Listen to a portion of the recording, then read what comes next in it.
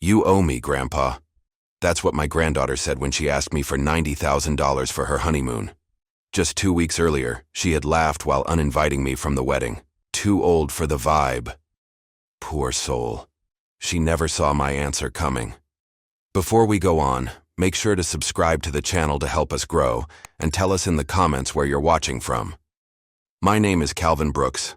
I'm 75 years old, and I spent 42 of those working in a heavy machinery factory here in Dayton, Ohio. I was never into luxury, but I always had enough. A paid-off house, a car that runs, and pride in what I built with these calloused hands. You know that feeling of sleeping soundly because you did your job right? That's how I lived. Simple, but with dignity. I'd wake up before sunrise, work hard, and come home knowing I did my part. Life wasn't glamorous, but it was honest and full of meaning. Since she was little, my granddaughter Lana was the light of my life. I was there for every milestone. Her first lost tooth, school plays, graduations. When she needed help with math, she came to me. When she wanted to learn how to drive, I was the one who taught her in the grocery store parking lot with all the patience in the world.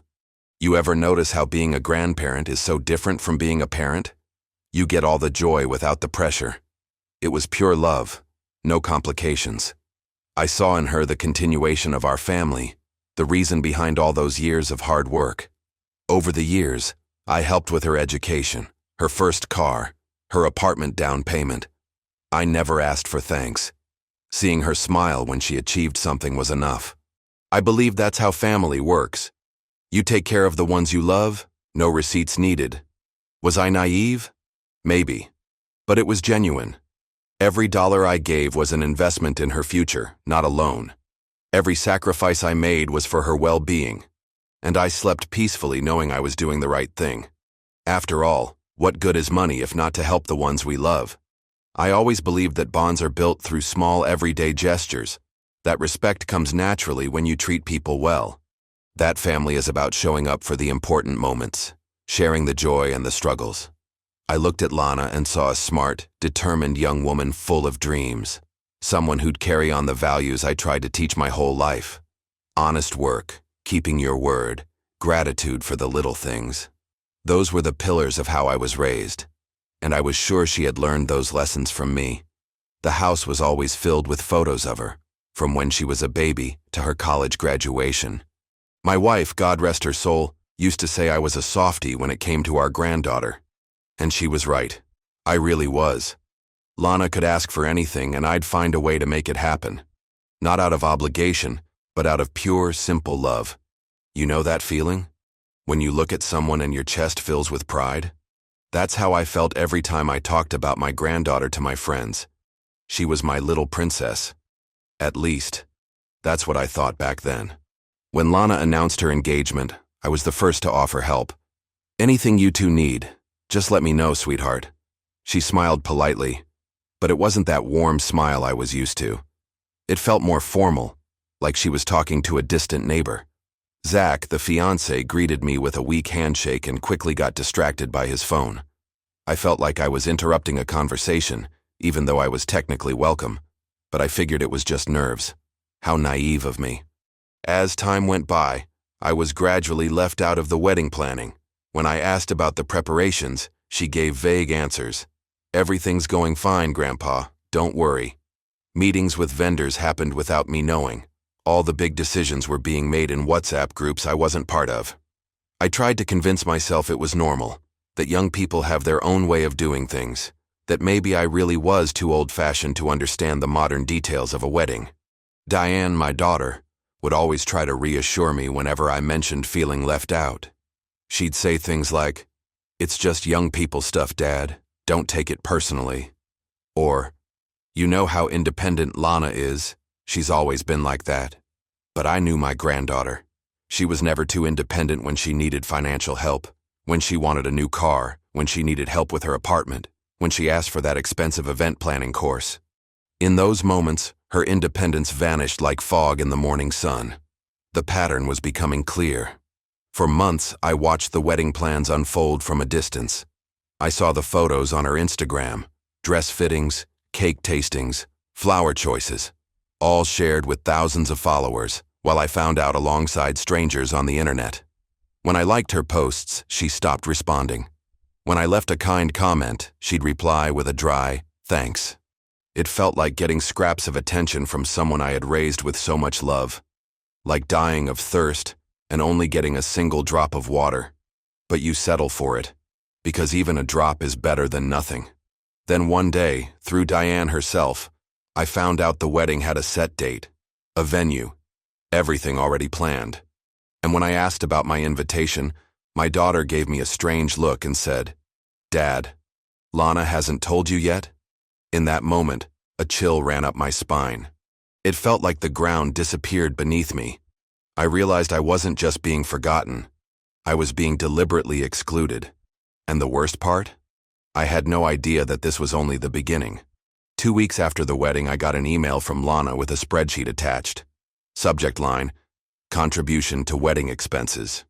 I opened it, thinking it might be some kind of thank you note or a breakdown of gifts.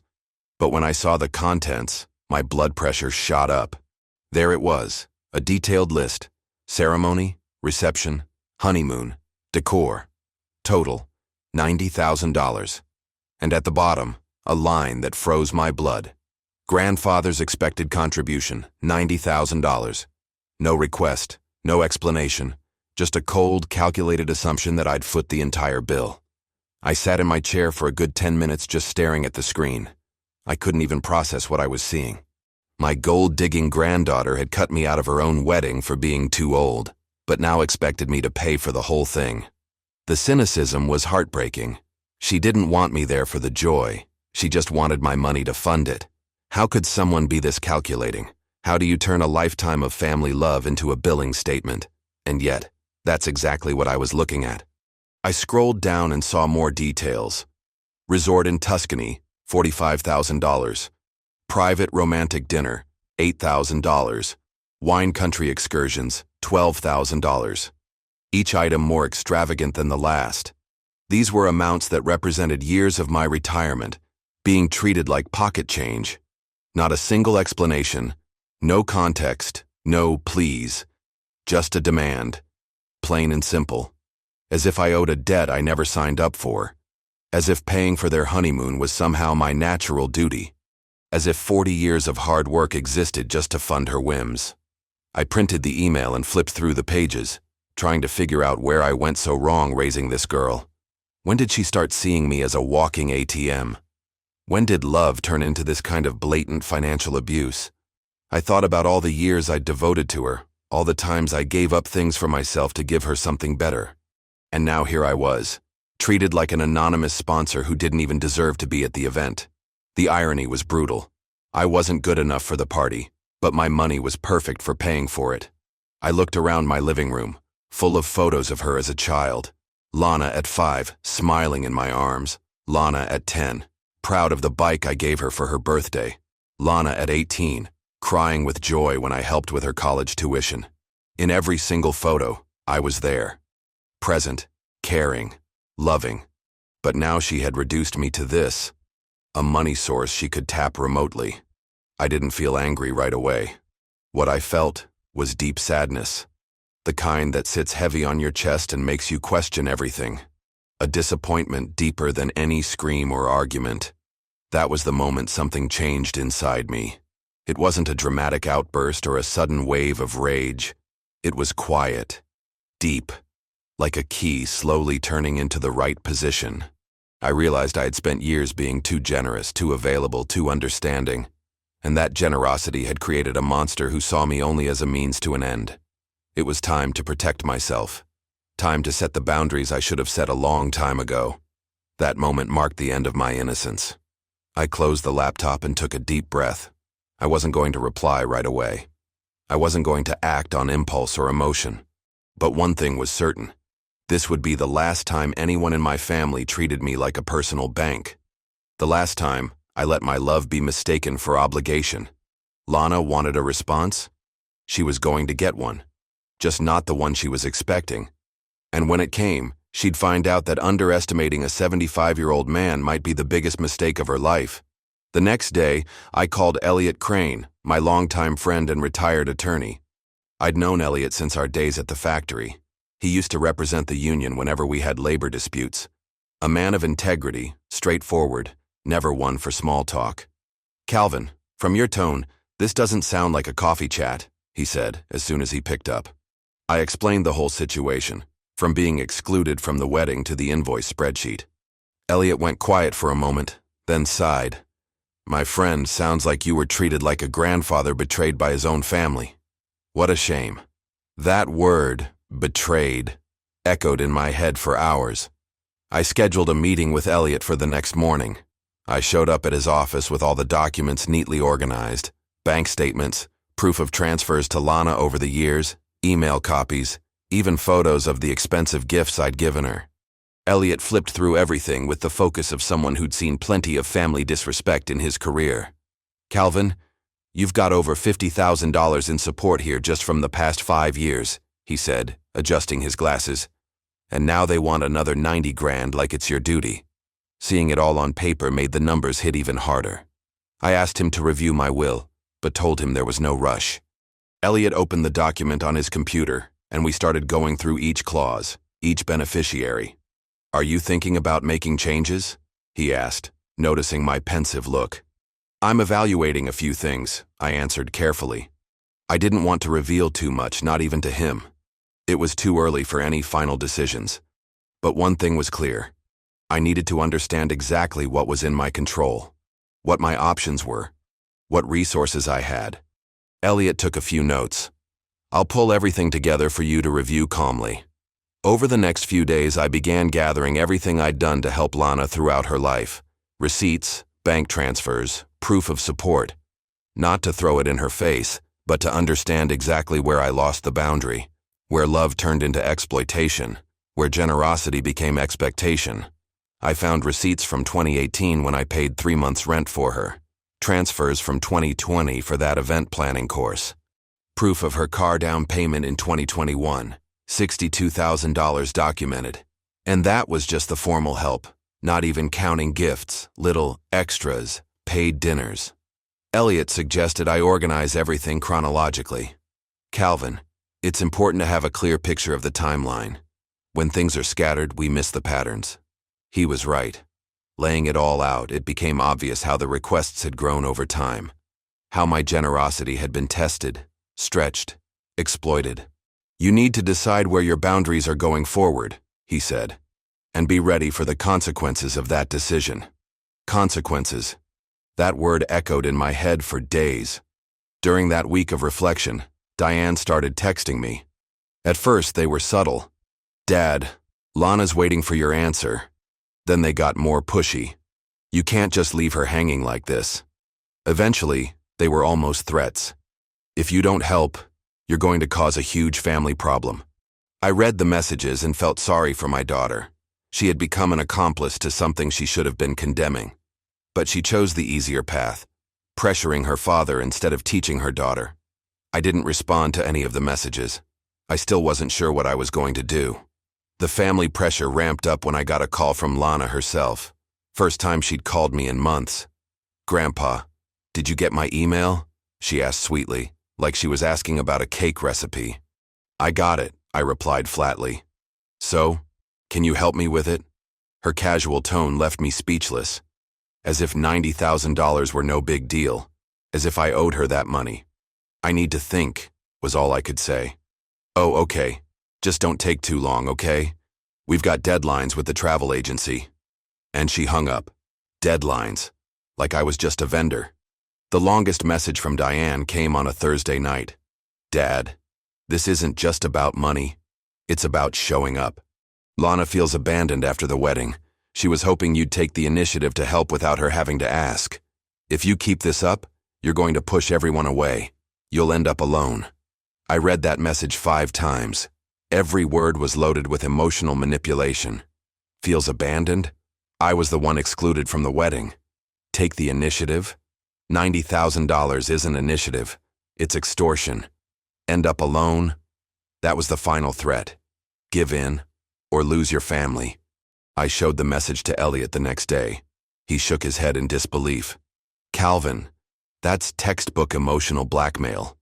They know exactly what your soft spot is, the fear of ending up alone, and they're using it against you. I already knew that, but hearing it from a professional validated everything I felt.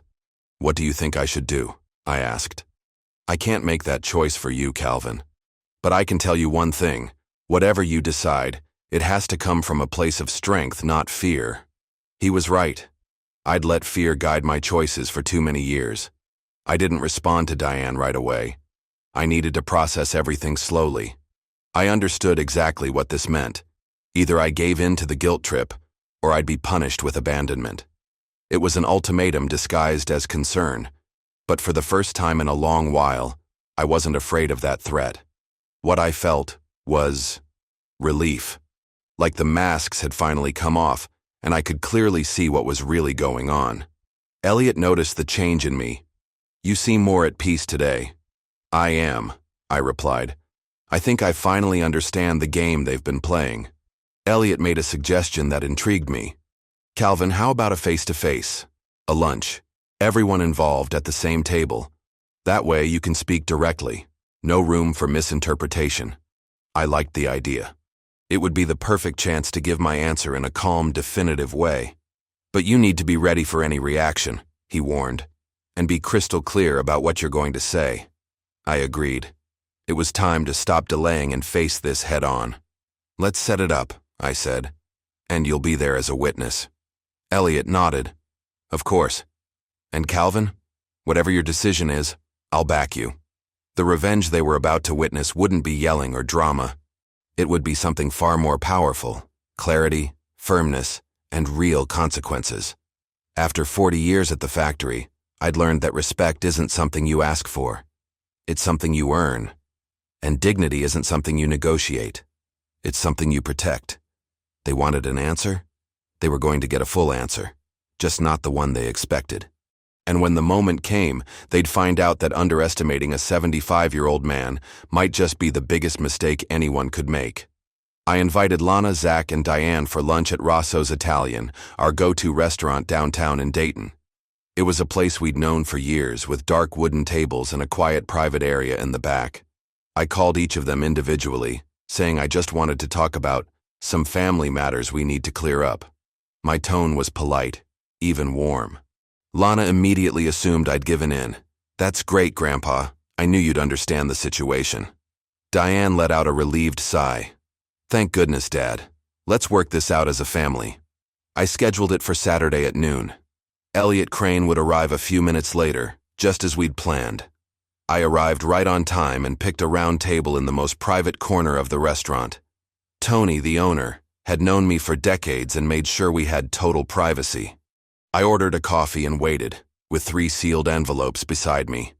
Lana showed up first, glowing, and hugged me like nothing had ever happened.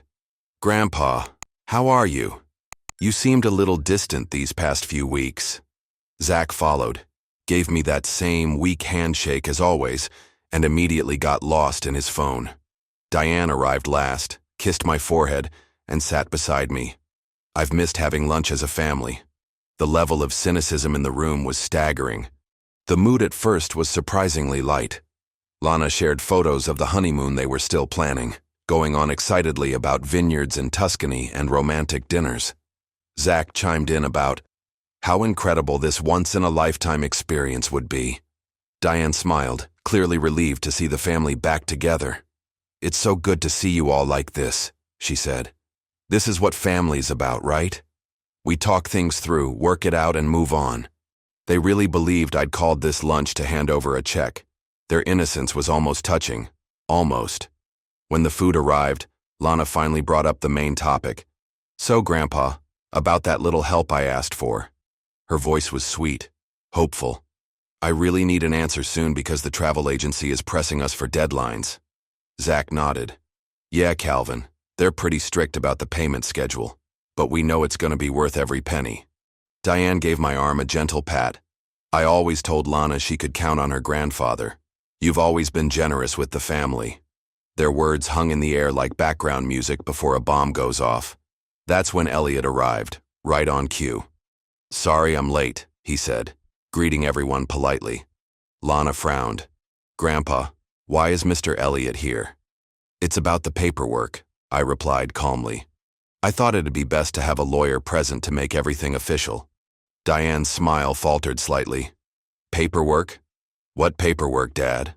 Zach finally looked up from his phone and paid attention for the first time since arriving. Don't worry, I said. We're going to clear everything up right now. I picked up the 3 sealed envelopes and placed them in the center of the table. Today is about closure, I said, looking each of them in the eye. But done in an organized and transparent way, just like I've always tried to live my life. Lana visibly perked up. That's wonderful. I knew you wouldn't let me down. Diane smiled.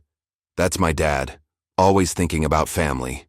Zach even put his phone away, expecting what he thought was a paid honeymoon. Elliot remained serious and professional, watching every reaction with the eye of a seasoned lawyer. I want you all to open the envelopes now. At the same time, I said, sliding one to each of them. Lana grabbed hers with visible excitement. Diane held hers carefully, like it was something sacred. Zach just looked at Lana, waiting for her to take the lead. Go ahead and open them, I repeated, keeping my voice steady and controlled. You'll find exactly what you need to know. For a moment, the restaurant fell completely silent. Just the sound of paper tearing and the expectant breathing of 3 people who thought they were about to receive $90,000. The envelopes opened almost simultaneously. Lana was the first to look inside, and her face changed instantly. The color drained, her smile vanished. Her confidence evaporated into thin air. Diane looked at the paper, then back at me, confused. Dad, what is this? Zach read over Lana's shoulder, and his expression shifted completely too. There was no check, no promise of payment, no answer they were expecting. What they found was something entirely different. And from the silence that fell over the table, it was clear they were beginning to realize they had completely underestimated old Calvin. Lana was the first to try to speak, but only mumbled a few incoherent words. Diane kept glancing between me and the paper like she couldn't make sense of what she was seeing. Zach just sat in silence, which, for him, was a dramatic reaction in itself. What they found in those envelopes wasn't the golden ticket they'd imagined in their wildest dreams. It was the opposite. Raw reality, documented, stamped, and signed.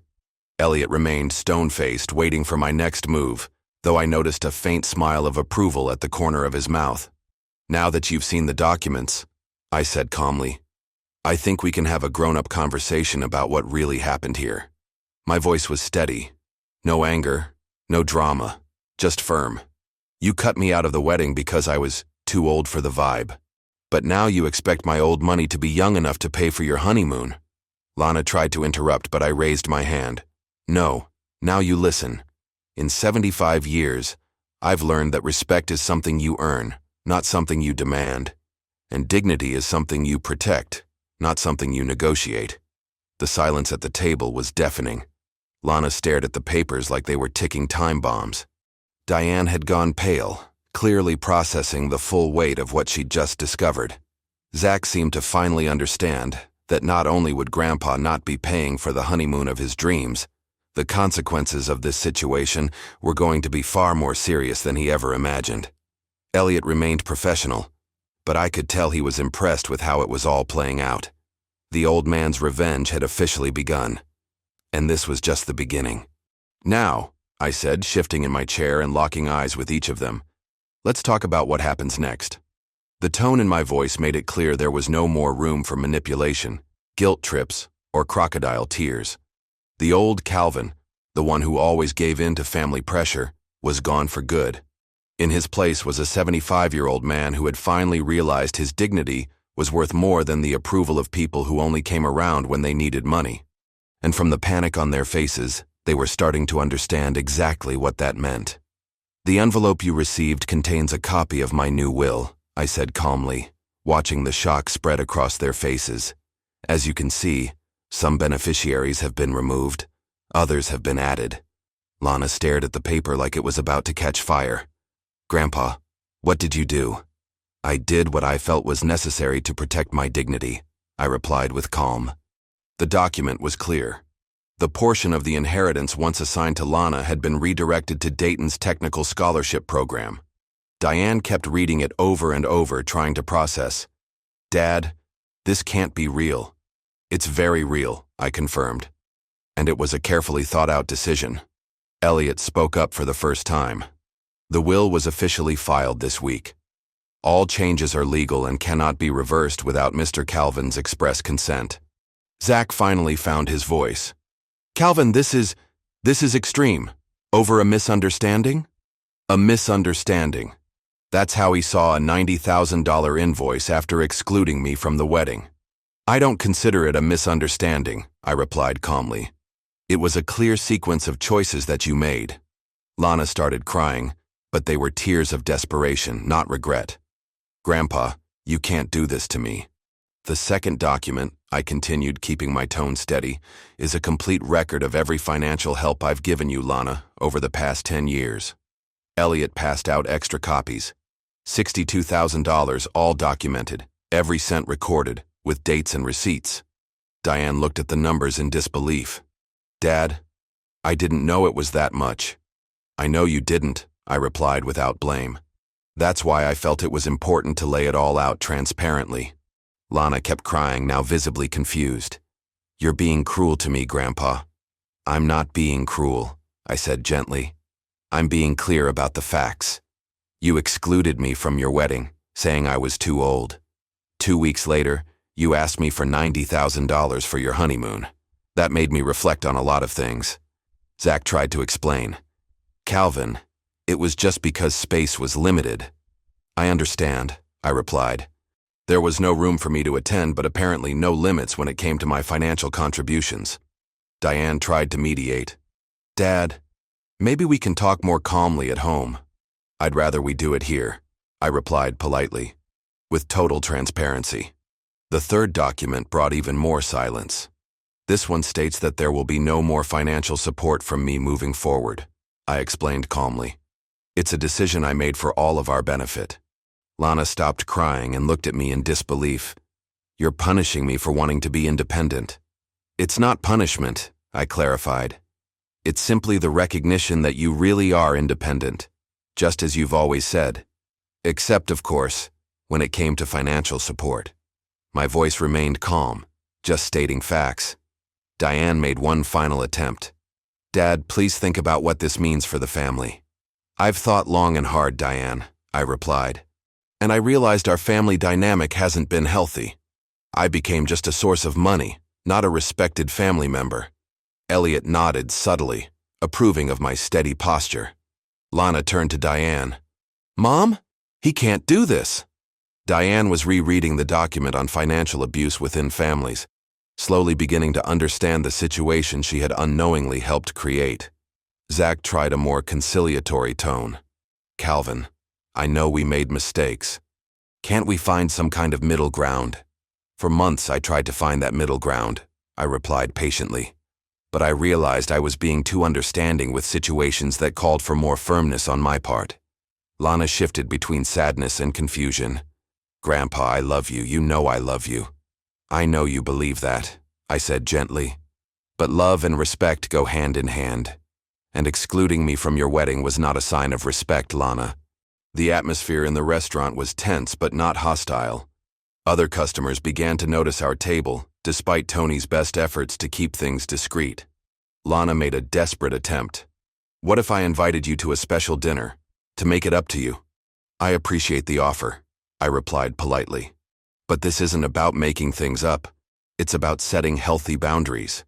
Diane remained silent, still processing how she had unknowingly participated in all of this.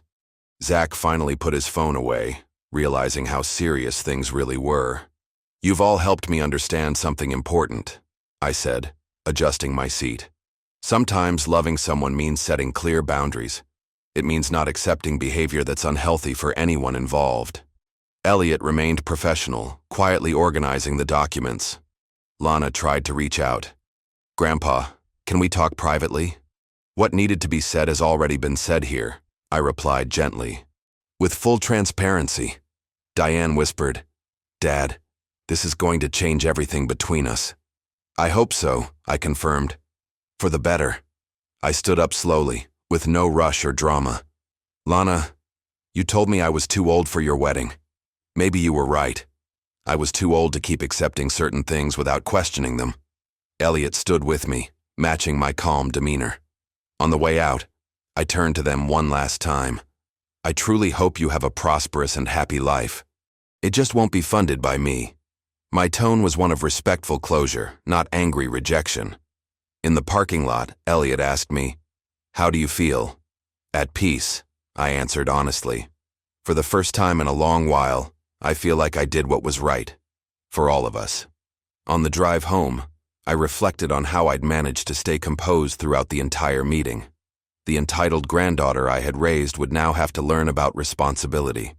The cycle of financial abuse in the family had been broken with dignity, and I discovered that it's possible to be firm without being cruel, clear without being harsh. In the days following that lunch, the house became surprisingly quiet. No more desperate calls from Diane or manipulative messages trying to guilt-trip me. Lana stopped reaching out too, which only confirmed what I already knew. Without the prospect of money, my presence had no value to her. It's liberating to realize that once you stop funding disrespect, people show you exactly who they are. I wake up every day without that weight in my chest, without worrying that the phone might ring with yet another emergency only my wallet could solve. The biggest change has been in how I relate to myself. For years, I confused generosity with obligation, love with unconditional financial availability. Now I understand that setting boundaries doesn't make me a bad person. It makes me a respected one. When I go out for my morning walks, I greet my neighbors with more confidence. When I go to the grocery store, I no longer calculate how much I've spent on people who didn't value me. It's amazing how much clearer the world looks when you've reclaimed your dignity. I feel lighter, more authentic, more whole. I've picked up old hobbies I hadn't even realized I'd let go of. I'm reading again on Sunday mornings. I joined the Retirees Chess Club, and I even signed up for an Italian course. At 75, I discovered there's still so much to learn. Once you stop wasting energy on people who don't deserve it. There's no sadness in my routine, just the quiet satisfaction of someone who finally learned a life lesson, even if a bit late. It's surprising how much time you gain when you stop worrying about people who only show up when they need something. The Dayton Technical Scholarship Program sent me photos of the first recipients. They're young people from working-class families, folks who truly value opportunity because they know what it's like not to have any. Some of them even wrote me handwritten thank you letters, simple words but deeply genuine. "Thank you for believing in my future, Mr. Calvin." It's incredible how true gratitude sounds nothing like manipulation. These young people don't know me personally and owe me nothing except their dedication. Yet they treat me with more respect than my own granddaughter ever did. My money is finally funding dignity, not being used to exploit it. Diane finally called me last week. Not to ask for anything, not to try to change my mind. Just to say, "Dad, I think I understand what happened, and I know you're right." We didn't talk long. There are still wounds that need time to heal, but I noticed something different in her voice. Maybe it was responsibility, maybe recognition. Lana, from what I've heard through others, canceled the honeymoon in Tuscany and is looking for a job for the first time in months. The consequences of treating family like a personal bank have finally arrived, and I wasn't the one who imposed them. They were just the natural result of the choices she made. Today, as I organize some papers at the dining table, I glance at the old photos still spread around the house. Lana as a child, smiling genuinely in my arms. Diane, young and proud of the family we built. These are true memories, from a time when love didn't come with an invoice. I don't feel anger when I look at these photos. I feel gratitude for having lived those moments and wisdom for knowing when they changed into something else. At 75, I've learned that protecting good memories sometimes means stopping the creation of bad ones.